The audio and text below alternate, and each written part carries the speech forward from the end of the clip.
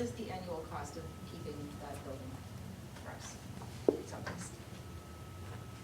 Annual, you mean from now until the end of the year? Yeah, I mean, what do we gain by removing it from our books and from our list of options in the future? What do we gain from that? Once the capital reserve fund that's in place runs out, I think it'll probably run out the end of this year for heating, water bills and electricity that the city is holding right now, then we'll have to start absorbing those costs if we decide to keep it.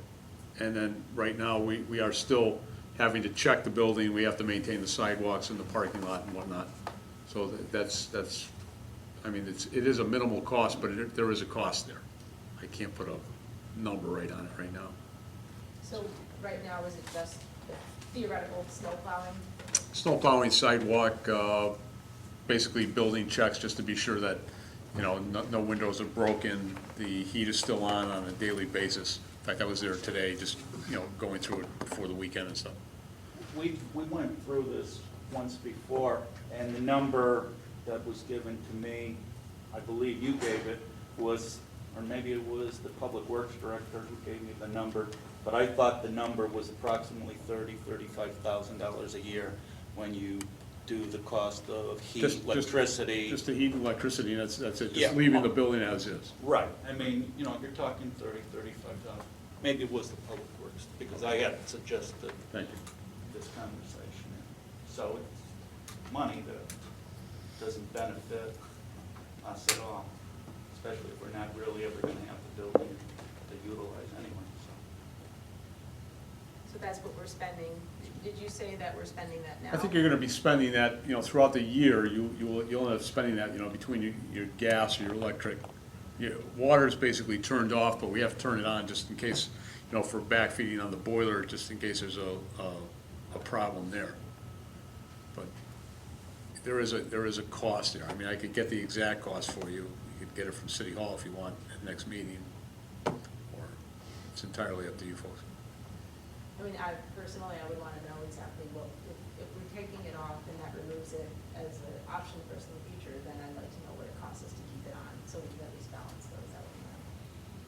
As of now, once again, you know, I'll repeat that, as of now, it's really not costing us any more than the snow plowing that you said and the, you know, the sidewalk snow removal, because those funds are being carried by the city in a capital reserve fund. And we're under contract for the snow plowing. Yes. Correct? So we're paying our contracted amount. Our contracted amount Right is now. paid for whatever that parking lot may be, is, right, that's figured in, So through the end of this year, it doesn't cost us anything additional. Correct. To keep that school. correct.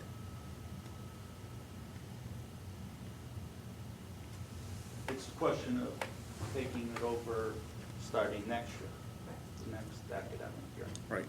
And I'm telling you, that's the number this Public Works Director gave me. Yeah, if we hold it, then we will have to budget for it next year. Right. But we would have to decide that now. You would have to decide that soon before we put our budget together, yeah.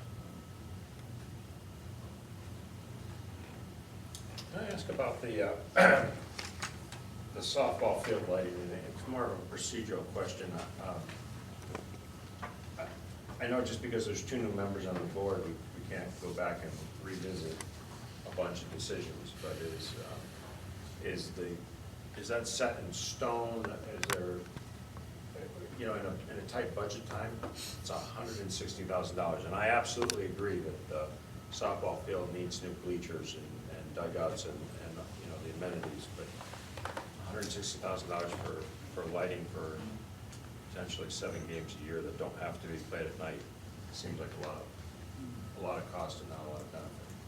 Once again, I have no idea whether that, yeah, thanks. I think it was brought up for equality, because boys have the lights, they have a better view, and women don't. So that's why it was brought up. For $160,000, if it were brought up, I would tell the boys don't play at night. Well, we didn't have a We cost. can be equal that We way. didn't have a cost at that point, so we asked to get a Right. price. So that's the original why it came to be. Okay. The other intent was to expand the sports complex that we have out there now. We've built a sports complex to attract outside users. If you like the field, you're not just talking about high school games. You can rent the field. Park and Rec can use the field, similar to the football field where it allows Warrior and the young soccer teams to use it, youth soccer, that's what they were. But you're looking at a community-based thing, not just the school. So you've built a facility out here to enhance public use. If you're gonna revamp another portion of that facility, it doesn't make sense not to continue the same thought process and make it something that can be used by everyone at any time. You know, you're not just trying to say, oh, it's 7 games. You know, like the turf field can be used theoretically 24 hours a day. So build a softball field can be used for more than just 7 games a year. Otherwise, don't bother building the field. You know, if you're gonna do it right. I mean, that's what happened out back here. We built a beautiful facility, expand that facility. You know, it was to keep continuity. And women's softball, Park and Rec League needs a field that has lights. Can we phase in upgrades, or it all has to be done at the same time? Makes sense. You have to do the conduit before you do the field. You don't necessarily have to set the light poles, but you want to do the substructure, because otherwise you tear it up. And is the 160 the entire cost? No, the entire cost, I believe, was closer to 300,000, it was 280 or 297,000. So the 160 was to do the stuff that needs to be done. Right, to the, you know, the conduits, the light poles and whatnot. The other stuff is on the other portion that we're saving. My biggest issue when we had this discussion wasn't that I didn't want to see the facility as nice as possible. It's just that, based upon the economic conditions of the city of Torrington right now, I would, as I argued before, I would rather see us get the softball renovations done and eliminate the lights so as not to continue to hold this project up. I'm not positive if the city's going to want to fund it even this year. And like I said, maybe we could have had the facility done in this actual academic year if we eliminated the lights. It's just a question of, do you want to just keep holding this project off until the city's going to cough up the additional 165, or do you want to get a nice facility sooner and eliminate the concept of lights? I mean, that was the argument. I would love to, if the money was there, it's great, I The get only thing is, it. it's a spring sport. Yeah, It's not happening this year whether you like it or not. I So understand, but you'll it's, know about the 160,000 by May. what's that? You'll know about if the city will give the extra 165,000 because the budget's approved in May. So prior to start of construction, you would know. If the city said no, then you could just do the part you already have the money for. It's not holding the project up to ask for the money in this budget. You know, this is the time to ask, Yeah, because you're not going to I- start it until June. And part of the original discussion was also, do we want to put all this money into the field if the ultimate goal was to put the lighting up, and then in 5 years, dig up the field to put the lighting in? I agree. So Now that let's look at the I know whole it's cost. for the infrastructure, I'm on board. Now we're talking about Midgeon Avenue, You want? the capital improvements you have for Midgeon Avenue for Okay. this year. Yep. Page? Page 45. Okay. You have $62,000 for a heating system, $24,000 for underground fuel tank, and $75,000 for the roof. Yes. Everybody else sees that? I'm sorry, can I have those figures again, please? For the fiscal year 16-17 for our capital improvements for Midgeon Avenue building. The heating system, they're projecting $62,475 for a new heating system, I assume. Underground fuel tank, I assume you want to remove that at $24,500, and that's $24,500. And then we're talking about a new roof? Yes. For $75,000. I'll do the same argument I did 8 years ago. which is I don't want to put any money into that building until the district is definitely positive they want to continue to utilize that building as a facility for the Board of Education. I've been an advocate to eliminate that building, shut it down, get rid of it as far as the Board of Education was concerned. So I would not accept personally, I wouldn't want to spend any of it. It's the same argument I made 8 years ago when you wanted to point the building. The only thing that I could say, Mr. Nardi or Andrew, is you really don't have a choice. The oil tank has been on there, on the capital budget throughout the years. It's DEP says it's got to come out of the ground. So you need to make that decision anyways. It's got to come out of the ground. We don't have gas in the building yet. So you either have to replace the tank, or you pull the tank out, we bring gas in, and we have to change out the boilers. So it's kind of a rock and a hard place on that one.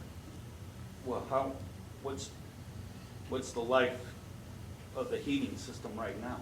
The steam boilers, Yeah. the boilers are, I'm going to say they're 1970 series boilers, pork chops. But the function, The function, well, you've been in they're either on or they're off. right. It's hot or it's cold. And I understand that. And it's, And I'm not trying to be, I wasn't trying to be, sarcastic about that, but that's the truth. They're either on or they're off. and it's one of the reasons why 8 years ago I advocated shutting down the building, not Right. putting another penny into the Sure. building, and go a different direction. I'll continue to advocate that. I think we should push these off for another year and try and get a larger view of where we want to go in the district with that whole building, what we do in that building, and it's just more discussion that now that we have new board members, I think that whole discussion should be brought up again. I agree with that. If we're gonna spend major money on it, a roof is probably good for 20, 25 years. I wouldn't be in that building that long to make it effective to pay the money. So I want a long-range plan before I know the heating system is terrible. It could be 90 degrees inside and freezing outside, you have to open the windows. It's a terrible system, but long run, are we gonna stay there? That's important to determine. Well, once again, I'm not going to advocate. I'm just going to tell you that the DEP will, unless you can get a waiver that says we want a few extra years on that tank that's buried in the ground, you're not. No, that expense, I agree. That expense is Because going you to don't have happen, control. but if you're going to do that expense, that's a 6,000 gallon tank, the $20,000 is just to remove the tank, fill the grave, blacktop it, and maybe bring gas in. Or if we replace the tank, now we're probably up in the $60,000 to $70,000 range, just to replace the tank. How much time do we need to make this decision? Is it a 6 months from now? Is it- We're going to be due probably in 6 months. Okay. I'm just, just giving you that. That's why I put it, in the capital plan, so you can all see it. But you have to keep that in mind. They issued a letter when that it had to be done? I have all the paperwork back at the office, but the letter came to me in September of 2015 notifying me about the tank here and at the high school.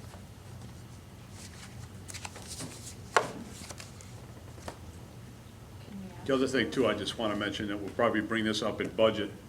If you notice on the capital plan, we didn't put anything in at East School. And that's going to be another expense that's going to start happening because we haven't done a lot of improvement there. So we probably should be talking about that possibly at a budget meeting at some point. Yes, Can we ask for a waiver? pardon me? Can we ask for a waiver? From the state, State for it's possible. We always do the tightness tests on there to be sure that they're not leaking and, the cathodic testing and whatnot that we're required to do.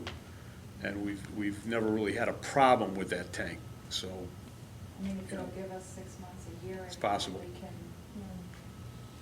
It's a 30-year, they give you 30 years to keep it there, so, once again, will they give you an extra 6 months out of it? We could try. I could ask. I mean, if they say no, then we have to. I could, yeah, all If right, they say you know, I yes, could, they'll give us at least whether or 6 not I months could to ask them or not, decide. I will. I could do that, and try to get that information for you at the next meeting. Any other capital?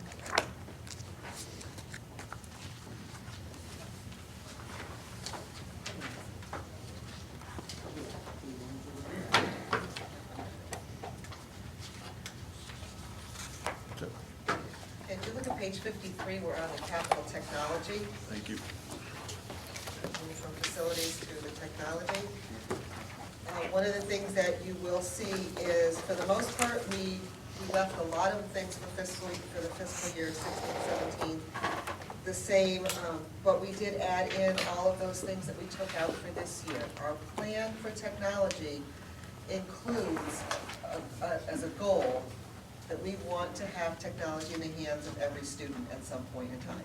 And so what you're going to see, if you look at eSchool, which is on page 54, I just want to kind of walk you through the whole thing. If you go to 54, you can see what our thought process was relative to the entire plan. The first thing you see is we're looking to add 3 carts of laptops at each school over the next 5 years. So that, with a goal in mind, obviously, of having 1 cart per classroom. The one you see on the second line is the cart that we had in the capital budget for this year that we're eliminating in the budget transfer requests. Then we have the mice and the mobile laptops. Okay. The cost of 1202 is for the elite books. I'm going for the Cadillac because we do feel, and for more than just the fact that it will make Dan happy, because we all know I live to make Dan happy. But in talking to Mr. Loda, we found that one of the things that we talked about is that with the elite books, it does provide a richer environment. It does provide more functionality, better color, better graphics. More functionality would be great. The Chromebooks are somewhat better for testing, in that we don't have the issues of bumping up against secure browsers, but we can address that, given the time. We're going for the Cadillac. It's very simple. We want our kids, we want to have technology in the hands of our kids. We want to have the most functional technology that we can have. Chromebooks are a more cost-effective solution. They do work in many, many school districts, as you know, we've had this discussion before. But I'm looking at what's going to last us the longest, what's going to give us the most functionality, what's the best bang for our buck at this point in time. So we're putting into the budget to go for the Cadillac at this point. If we get the Cadillac approved, that's great. If we run out of money, we can always buy the Chevy. But I'm going for the Cadillac in the budget request. We are also looking at eSchool at replacing the adult computers. That was in the budget for this year. But again, it's one of those things that we're looking to put off for a year because of this year's budget situation. But again, if you look at going out, you'll notice that we're looking at putting 3 carts in each school over the next 5 years. Would you postpone all the adult computers that you have listed in the elementary schools? We did for this year. We did for this year. Going to the next one, Forbes School is exactly the same. They were scheduled for the cart, and they were also scheduled for the adult computers. One thing that we did hold back, if you look if you were to look at the budget for capital requests for this year, you will notice that we're going to have, I believe we'll have 15, Richard? 15 adult computers and 15 elite books in the budget to swap out those that do fail. So we are anticipating that there will be some failure of some of the teacher computers, and we're going to hold back 15 so that we can swap them out. And the techs are working very nicely as far as when we have to, swapping out, if I say this wrong, swapping out parts, making sure that we can salvage what we can and keep things going for one more year. That's not the ideal solution, but given our current situation relative to funding, it seems like a reasonable one. Okay. Did you have a question? Can we get some input from the teachers as to whether they would need a full cart of computers in every classroom? Once again, I have a lack of experience at the elementary school level. I know that even though I include technology in lessons at the high school level, it's not an everyday thing. And since the carts are mobile, I mean, I see them being moved around Pompog High School. It is nice to have an abundance of them, but as a goal of having a cart full of computers in every classroom, I'm wondering if that's a realistic goal, and only because there's a shelf life to them. You know, it's not like we can do this once, it's almost like it's a continuing cost every year to keep that going. So as a reasonable goal, I'd at least like to get some input from teachers wondering, you know, how many they would want a building. You see where I'm going? We can certainly ask the teachers. Because it is not a one-time thing. Well, they're gonna go obsolete, and then we're gonna continue to replace. I also feel very strongly that if we have a goal and we're working towards a goal of having one computer per student, that opens up so many more options that are available, software programs that are available to enhance learning, so that we can offer remediation right in the classroom. It really, I think one of the things that I'm looking for is, it not only helps us with enrichment, but it helps us with providing RTI, so that if there are programs available, that we can actually set up smaller learning stations in the classrooms where we can provide RTI in a classroom. The programs are available on the computers. It provides for instantaneous research. We're not moving students around. That would free up possibly some classrooms for us. Sure, but I that's. certainly will ask the teachers, but Yeah. and personally, from having seen in other districts that do provide that one computer per student, that it opens up so many more possibilities that I'm definitely a proponent of having that available. I've seen it work very, very well in probably 3 districts that I've been in, but absolutely have no problem talking to teachers to see, is this something that is a reasonable goal for us in our current environment? Absolutely have no problem doing that at all. Would So they- I want to put my bias out Got it, there. I got it. I would support that, but I would want to gain assurance that every teacher will use that in the classroom. And that's where our professional development comes in, and making sure that and that's something that I know that Ms. Lebowski is definitely committed to, is getting teachers ready and poised to provide that in their classrooms. Okay, looking at Vogel Wetmore, it's the same, we're looking at the same thing. And the reason that you see adult computers here is that they were originally scheduled to get their adult computers replaced in 16-17 anyway, so that's why they're there. This is not to replace what we're not doing this year. That is what they were scheduled to do. That's what they were scheduled for the swap out. So they're exactly the same type of schedule as East and Forbes.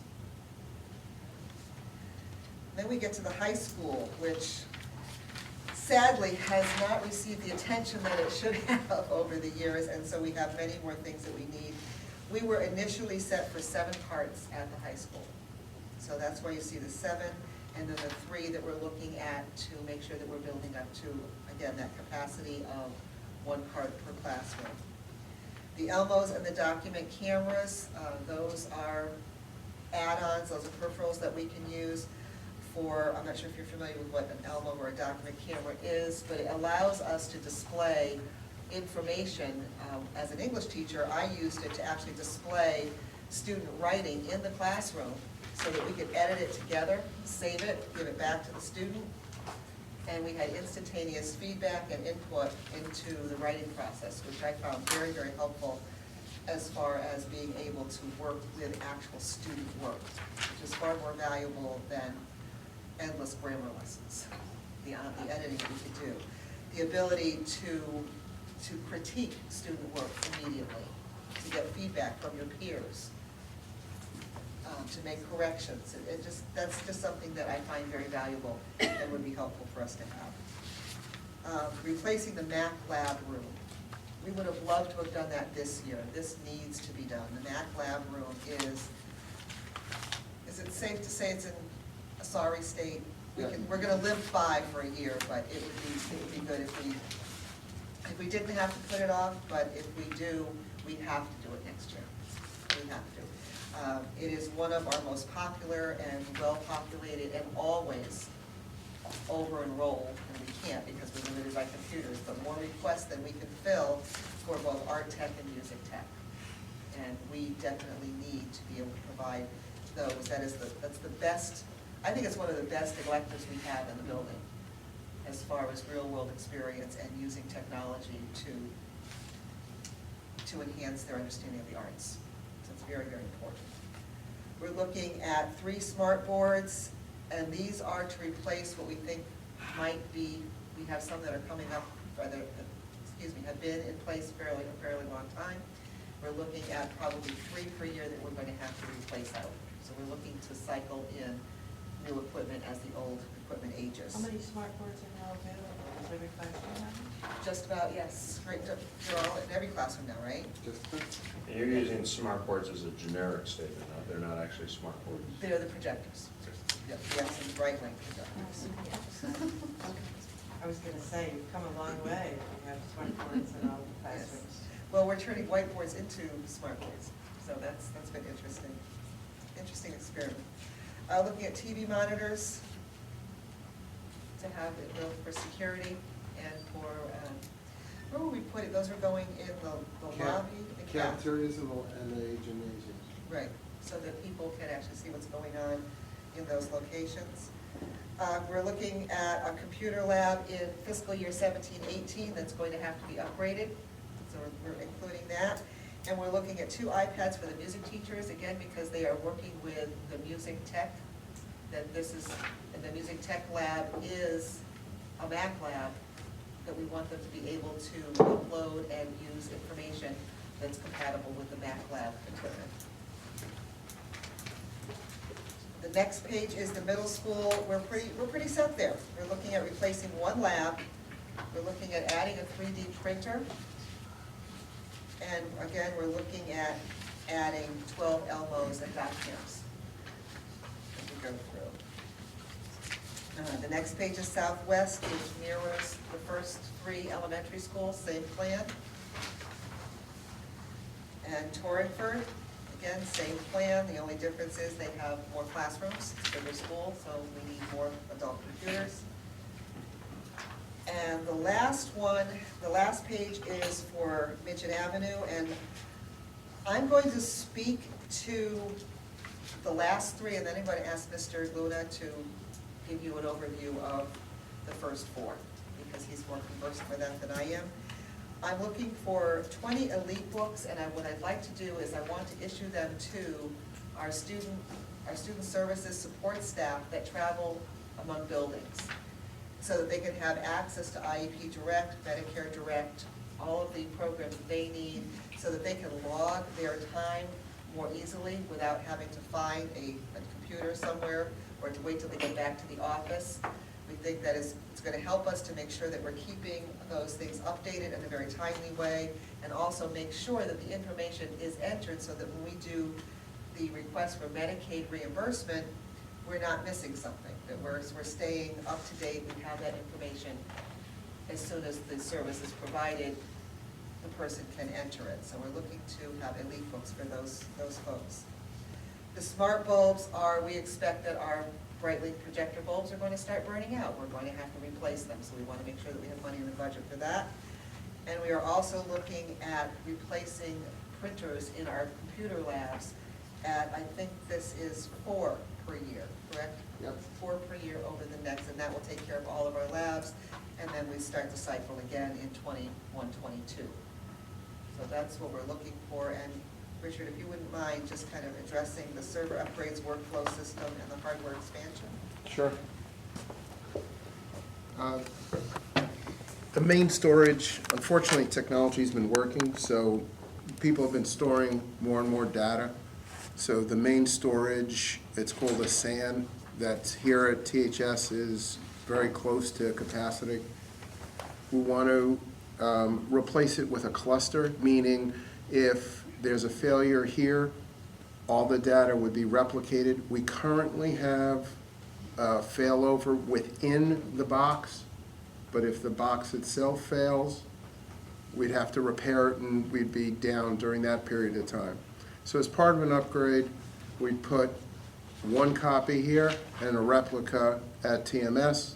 This way, if one goes down, we're in good shape.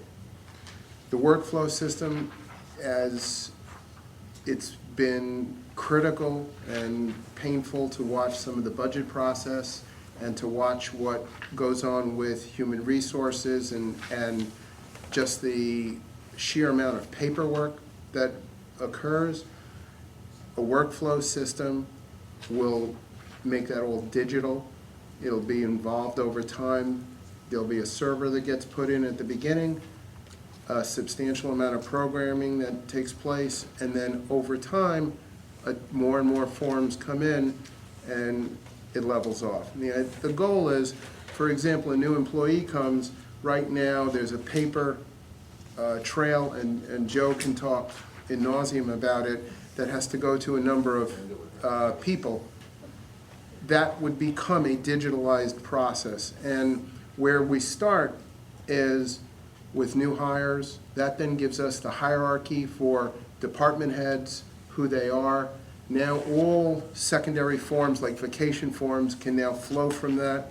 And the goal is to become automated in that process. Eventually maybe tying it to Power School where it's related, so that when somebody starts, the idea would be it would be automatic downstream. Joe says this person is valid. There's no reason that the email address can't be created automatically. There's no reason that the whole layout downstream can't occur automatically. Right now, that is a very manual, laborious process. So we're looking at a couple $100,000 there. How much of that is actual hardware and how much of that is programming costs? Well, it depends on the vendor, depends on how we structure it, depends on the number of forms. Right now, that's a rough estimate to get us really far the way there. Once it gets approved and we go through it, then I can give you final numbers on that. I've just heard feedback that the communication flow on information between city computers and Board of Ed computers is slow because we've tinkered with them. We put up firewalls that are different than what the city uses, and that's slowed down the information flow. Yeah. Actually, I can address that. Good. What ended up happening is when the Board of Ed split from the city, there was one form of communication, which was a 10 megabit line that was installed. And that was basically via Wi-Fi between Vogel Wetmore and the fire station, via a Wi-Fi connection, and that had to go down to City Hall. We ripped that system down. So what it ends up doing is we go out to the internet, we connect through a VPN system to the city. Okay. So we go out at 750 megabits per second. That's our internet speed. We come in at 750 megabits per second. That's our internet speed. It's what we translate at. Our firewalls can handle a gig per second. Our firewalls are not the problem. Okay. On the city side, when they went through and they programmed theirs, because they have limited bandwidth, they constructed a bandwidth filter. So it gives us 10 megs per second for total bandwidth. So you're saying that the city, They have on their firewall, it's called a program. And you go into the programming language and you say, okay, here's what I want for a parameter. It's basically the same thing you do voice over IP. You have to have a quality of service. And you base that off of how much bandwidth you have available. So when they went in, where's the bandwidth being shrunk down? on their side, on their firewall. So when it goes in, it says, okay, here's the quality of service, here's the application, in this case, New World. Here's what it's allowed to do. Should we be figuring whether or not we're joining our finance systems and where some of our offices will be located? That has no effect. I mean, they can give us as much bandwidth as they want. I mean, they can take the quality of service filter off and give us their full bandwidth. At which point, Basically, we can send it as fast as they can receive it. So if they get rid of their quality of service, it eliminates that entire layer of problem.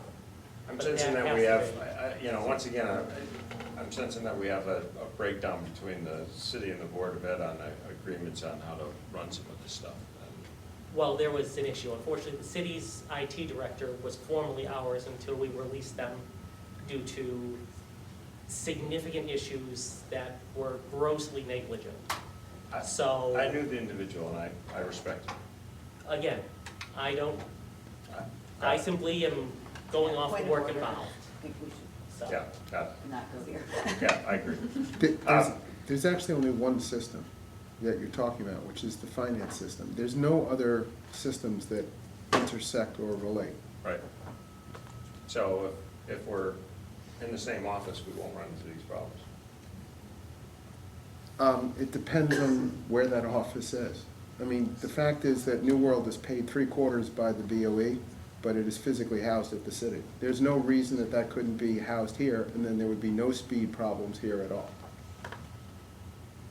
And Some of these are gonna get resolved going forward depending on some other decisions. All right. Question. Why is all of these technology expenditures, there seems to be no other source of funding? Maybe you answered that before. At this point, there is no grants that the state has issued or the federal government has issued to cover this. Is that typical, not typical? Is it something we can wait for, some grant funding, being that this is a huge expenditure that you want to spend on technology? And Well, it's on nice one- when you can get, Oh, it is. I mean, we got the Well, there is- $800,000 grant. Well, there is one grant pending with the state, but, for these expenditures. well, for example, there was one that we had out there for $92,000 for Chromebooks. However, that's been put off. Now the decision was, we got notification that we were gonna find out if the state was actually gonna fund those, and we would find out in December. We recently got another letter that said, well, now we're gonna wait and see if we get if the state is gonna fund it in January. So there's always places to go to look for money. But at this point, it doesn't look like this, I mean, word on the street is that we're not going to get that funding, that's not gonna happen. The $92,000 that we could put in for. Do you know the criteria that allows other districts to receive this? They're all matching waiting, they were all waiting on the funding? same grant, Andrew. What's that? They're all waiting on that same grant, and it doesn't look like anybody's gonna get that money this year. So it's not just this district? It's not just all us. the districts? though. No, this one's not personal. But there was a huge amount of money that was going to be divvied up. And at this point, we're all getting the same letter, and we're all hearing the same thing, that it's very unlikely that we're going to get that grant is going to actually be funded by the state. they funded through a bond, and it was removed from the bond agenda committee. That being said, then, all of these other districts that, such as Torrington, that would like to get some matching money, are they going forward with their capital desires? Are they going to cut back and wait for funding? Do you know that answer? I wouldn't know what other districts are doing other than our clients. And every district deals with what their current needs are based on what they are. Well, I mean, you're saying that other districts would like to have money as well from the state. and Yes. If they're not getting the money, are they having a wish list like we are? We'll have and to wait going? and see when they submit their capital plans to their city, what they're I requesting. mean, How would you just- know that? I mean, I don't know. I honestly don't know. I know that there are some districts that have been designated alliance districts that are getting some of their funding through that, because their technology is to improve their instruction, so that's one way that some districts are funding their technology. Others are they're in districts that, there are districts that have more funds available, that for whatever reason, their capital is funded more readily than ours, and there are others that go through serious budget referendums, 4 and 5 referendums before they finally get some of what they want. So it really depends on the district that you're in. I'm going to say that I don't think it's unusual that districts put in their capital their wish list. I tried very hard. I worked with Richard over the weekend. What did we decide? We spent something like 2 or 3 Yeah. hours trying to come up with what is a reasonable wish list. I don't want to go out with an unreasonable wish list and have, and try to pad it. I'm not going to do that. I'm not going to ask for something that I don't legitimately think we need and that would move us forward as a district for our kids. So this is a wish list, but it's also a realistic wish list based on what I think we need and what's best for our kids. Would I be looking for funding? Absolutely. I'm always talking to our grant writer about what can we do? Where can we find money? Is there someplace we can go to fund our technology needs? So that I would put this wish list in, but that would not preclude me from going and looking for grant money wherever I can find it, as long as I'm not going to be committing us to matching funds that we then wouldn't have. So I'm not averse to looking for money where I can find it, but I also want to make sure that my list of needs for our kids is as close to accurate and necessary as I can get it. But I would certainly go and look for money wherever I can find it. Can I just go off the topic just a little bit, which is on the high school underground fuel tank replacement, I see there's some state funding for that. But I don't see where you stipulate what the actual dollar amount of that funding is. Maybe I'm missing it somewhere.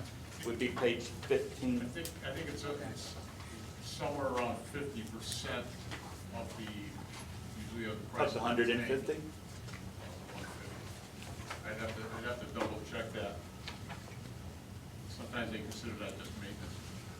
So hypothetically, would that funding also be available to, if we were hypothetically to go forward with Midgeon Avenue and want to, it's not? Not really, because it's not the educational center that the high school is. Okay. For the students, it's more, the state grants are more in line for the student population buildings.